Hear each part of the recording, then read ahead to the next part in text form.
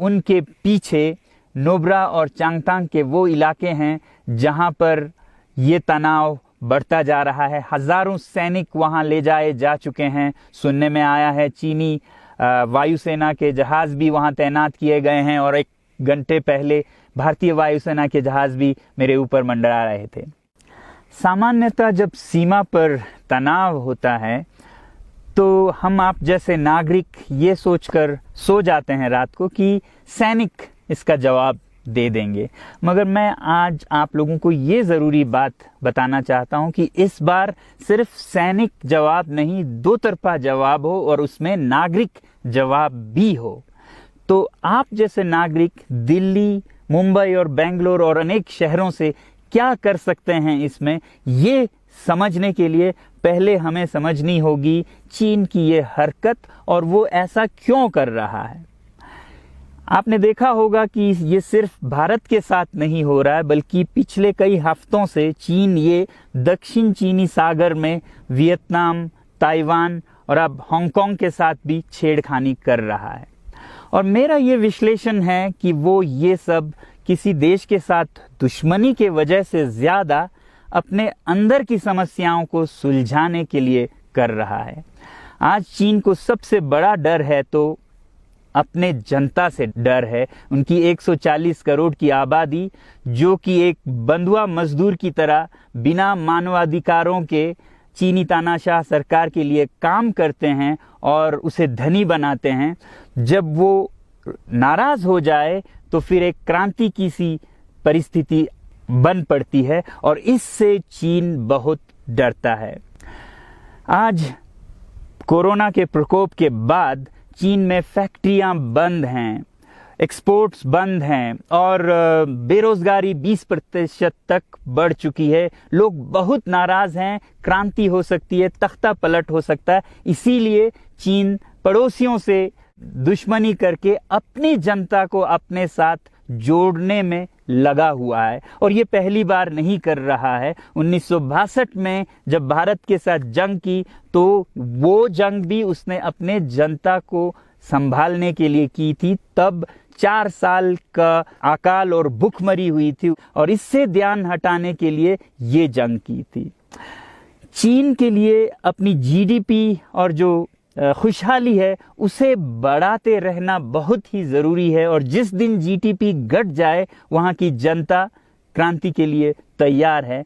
मैं तो कहता हूँ कि इस बार भारत की बुलेट पावर से भी ज़्यादा वॉलेट पावर काम आएगी। जो नागरिक पैसा खर्चते हैं चीन के सामान को खरीदने में, ज़रा सोचिए, हम आप भारतीय उद्योग को मारकर चीन से मूर्तियों से कपड़ों तक हर साल 5 लाख करोड़ के सामान खरीदते हैं और फिर यह पैसा आगे जाकर हमारे सीमा पर हथियार और बंदूक बनकर हमारे सैनिकों के मौत का कारण बन सकती हैं।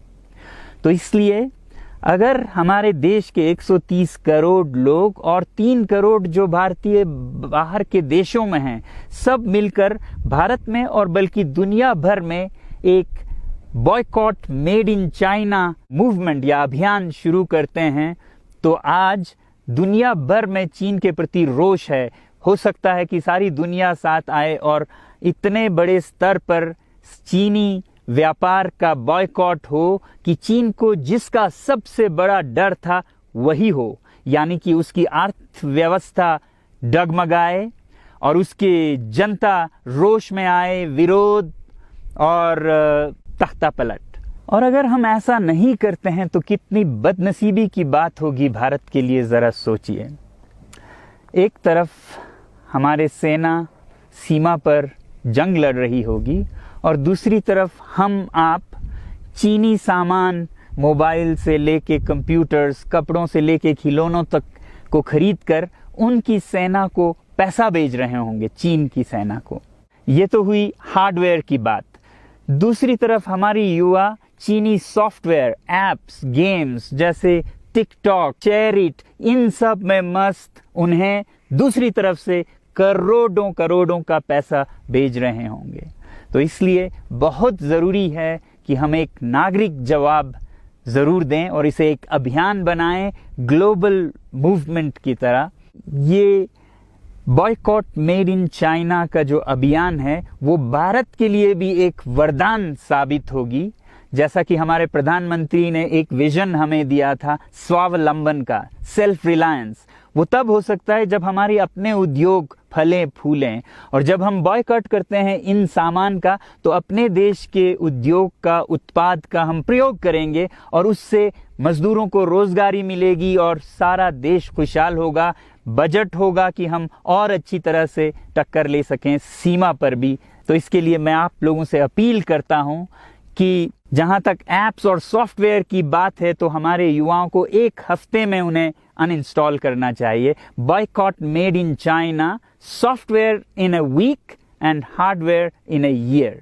क्योंकि साजो सामान के लिए वक्त लगेगा हमारे अपने देश से और बाहर से विकल्प निकलने तक, तो उसे हम 1 साल के अंदर कर सकते हैं। तो ये हम न सिर्फ अपना प्रतिज्ञा करें बल्कि 100 और लोगों को इसके बारे में समझाएं, शेयर करें सोशल मीडिया पर, और हमारी जो मीडिया है वो जनता तक, देश के कोने कोने तक पहुंचाए।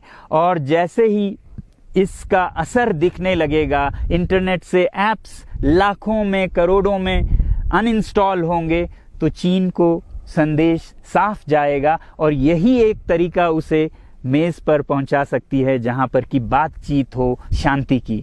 तो जाते जाते मैं ये बता दूं कि मैं क्या करने जा रहा हूं।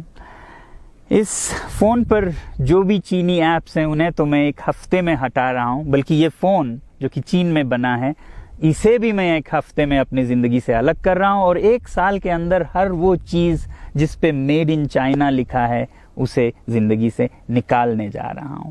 हमें चीन से, चीनी लोगों से कोई समस्या नहीं है, चीनी सरकार और उनकी रवैयों से समस्या है। जब तक चीन में परिवर्तन ना हो हमें ऐसा करना होगा। और आप लोगों से मैं अपील करता हूं कि आप अपने शहर में, अपने मोहल्ले में ऐसे इवेंट्स करें जहां लोग प्रतिज्ञाएं करें कि चीनी सामान का बहिष्कार करें जब तक चीन में परिवर्तन ना हो। और मैं सालों से कहता रहा हूं कि 21वीं सदी में देश के लिए जान देने की नहीं बल्कि जिंदगी देने की जरूरत है। लद्दाख में बढ़ते हुए ये देश के लिए जान देने का कारोबार बहुत देखा, और जहां एक तरफ मैं सलाम करता हूं उन लोगों के लिए, उन लोगों को जिन्होंने देश के लिए जान दिया, मगर इस 21वीं सदी में मेरा ख्याल है कि देश के लिए जान देने की नहीं, जिंदगी देने की जरूरत है।